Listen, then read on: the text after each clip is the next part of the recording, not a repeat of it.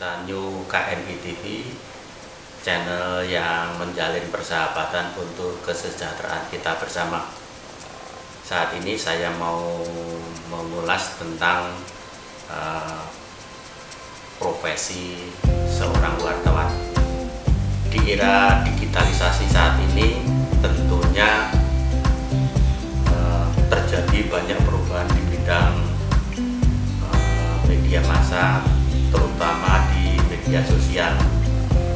Saat ini setiap orang, setiap individu bisa memproduksi berita semau mereka sendiri. Oleh karena itu saya ingin mengemukakan bagaimana mengatur fenomena sosial seperti ini. Saat ini apakah penting seorang wartawan atau jurnalis yang harus memasuki organisasi di bidang kewartawanan? Menurut saya saat ini adalah penting setiap insan jurnalis itu memasuki organisasi profesi kewartawanan. Seperti contoh, misalnya seorang wartawan harus mengikuti aturan kode etik jurnalistik yang ada.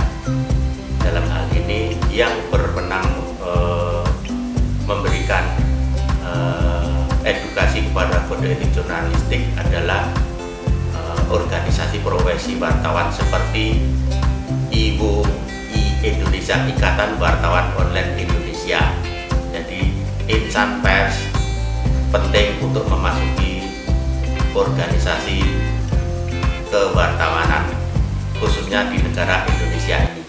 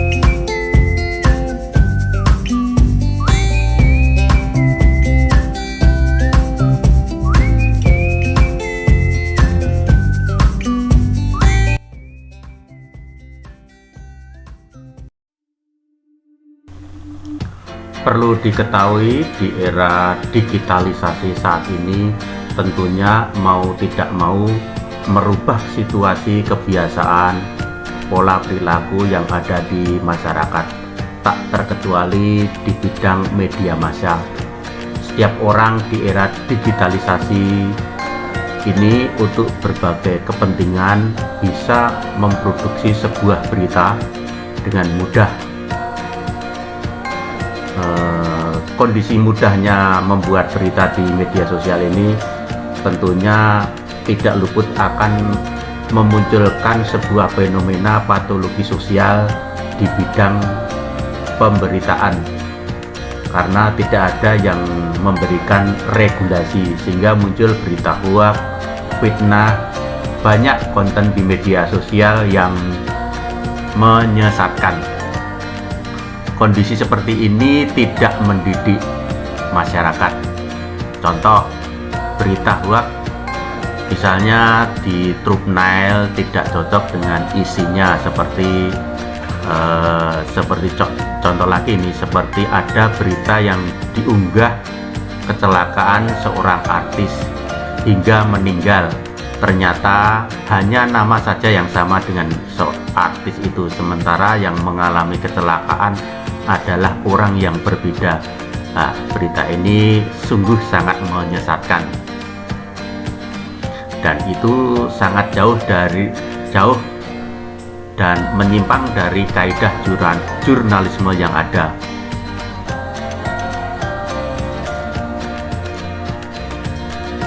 Untuk kepentingan itu, maka Dewan Pers bakal melakukan verifikasi perusahaan pers di negeri ini, di negeri Indonesia. Dengan Dewan Pers yang ada dan organisasi pers seperti Ikatan Wartawan Online Indonesia ini harus membawa insan-insan pers yang profesional, dalam arti media pers termasuk media online adalah media yang terdaftar dan terverifikasi Dewan Pers. Media ini disebut media resmi atau media legal karena berbadan hukum perusahaan pers. Media komunitas atau media pemberitaan atau konten media harus menaati kode etik jurnalistik, termasuk tidak membuat konten atau menyebarkan berita palsu atau hoax. Sementara kami pimpin, kalau memang itu komposisi udah terbaik buat kepengurusan, itu silahkan. Kami hanya tugas kami adalah mengeluarkan surat keputusan tersebut. Hasil keputusan itu pun nanti juga tidak ada pertimbangan buat saya, karena itu yang memakai adalah Bapak Ibu semuanya. Assalamualaikum warahmatullahi wabarakatuh. Kami Ketua DPW IWOI Daerah Istimewa Yogyakarta.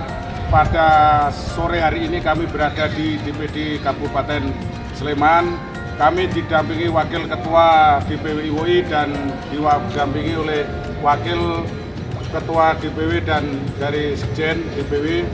Hari ini kami telah menetapkan kepengurusan DPD IWOI Kabupaten Sleman yang saat ini sudah kami tetapkan dan hari ini berjalan dengan lancar. Kami dari DPW Ikatan Wartawan Online Indonesia Provinsi Daerah Istimewa Yogyakarta sore hari ini menetapkan kepengurusan DPD khususnya Kabupaten Sleman. Demikian, siapa kita? IWOI Indonesia. Siapa kita? IWOI Indonesia. IWOI Indonesia. Yes. Berkaitan dengan kode etik jurnalistik ini, akan saya bacakan apa saja yang ada di kode etik jurnalistik ini.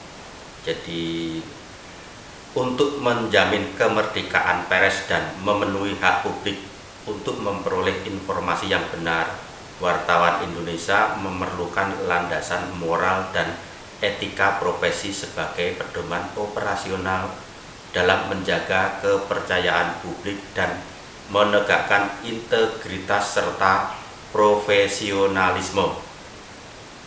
Atas dasar itu, wartawan Indonesia menetapkan dan menaati kode etik jurnalistik. Ini ada 11 poin yang menjadi kode etik jurnalistik itu, akan saya bacakan. 1. Wartawan Indonesia bersikap independen, menghasilkan berita yang akurat, berimbang, dan tidak beretikat buruk. Kemudian 2. Wartawan Indonesia menempuh cara-cara yang profesional dalam melaksanakan tugas jurnalistiknya. Kemudian yang poin ketiga, wartawan Indonesia selalu menguji informasi, memberikan secara berimbang, tidak mencampur fakta dan opini yang menghakimi serta menerapkan asas praduga tidak bersalah. 4. wartawan Indonesia tidak membuat berita bohong, fitnah, sadis, dan cabul. Kemudian yang 5, wartawan Indonesia tidak menyebutkan dan menyiarkan identitas korban kejahatan susila dan tidak menyebutkan identitas anak yang menjadi pelaku kejahatan.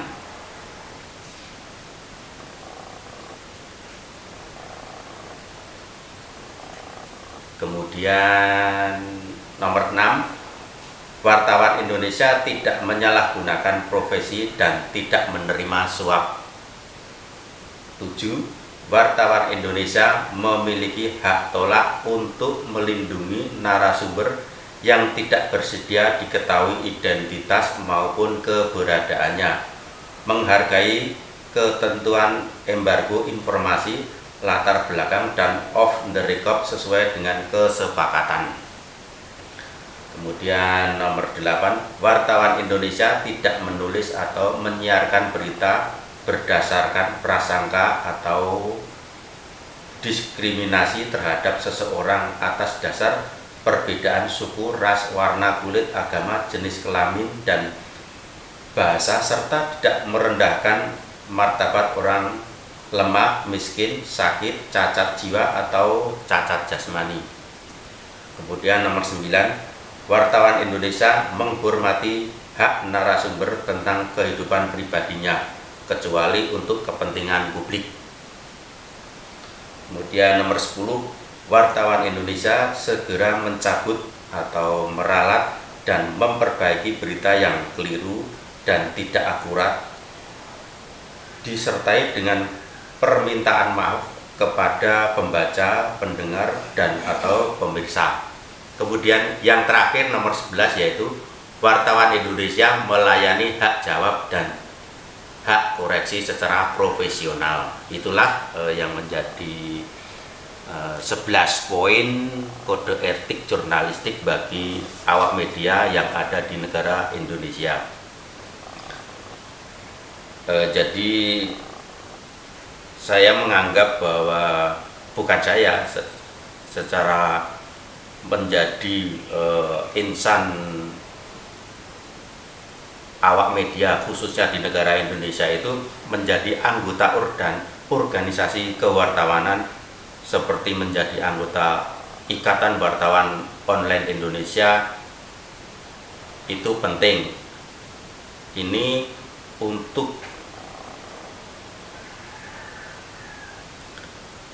melindungi dalam melaksanakan tugas-tugasnya itu. Jadi agar dalam melaksanakan tugas-tugasnya itu dilindungi oleh undang-undang, dan organisasi itulah yang bisa memberikan pedoman dan arahan seorang wartawan dalam melaksanakan tugas profesi seorang wartawan atau profesi seorang jurnalis. Itulah sekelumit tentang fenomena kegiatan seorang jurnalis untuk dalam rangka meliput, mengumpulkan berita dan menyiarkan kepada masyarakat. Ada rambu-rambunya. Rambu-rambunya adalah kode etik jurnalistik. Kemudian berita-berita itu juga jauh dari unsur hoak, menipu, kemudian berita palsu dan lain sebagainya.